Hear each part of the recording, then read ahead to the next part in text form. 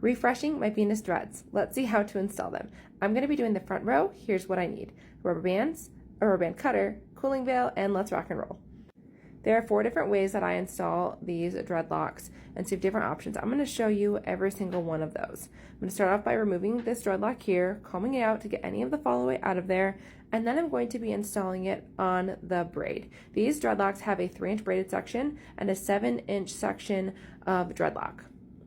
For this method, I'm going to lay the braid up against my scalp, leaving about an inch or 2 above it, and then I'm going to begin braiding down towards the dreadlock itself. This next one is a method where you will not see much of the braid at all, but you're still going to feel it against your scalp. So I'm going to put the edge of the braid where it meets with the loose hair up against my scalp. Then I'm going to braid down over top of the braid and going into the dreadlock section. This is a way you can hide the braid if it's not something you specifically want to see. The third way is if you want to see more bulkiness of the dread against your scalp. Some people want to do this if they have thinner hair, or if they're like me, they have postpartum hair loss happening right now.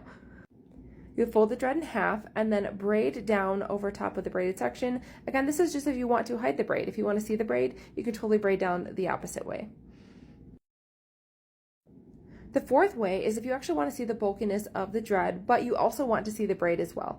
So what I'm going to do with this one is I'm going to fold my dread over, not quite in half, but more towards where the end of the dreadlock meets the loose hair. Then what I'm going to do is put the dreaded section up against my scalp and braid down that section.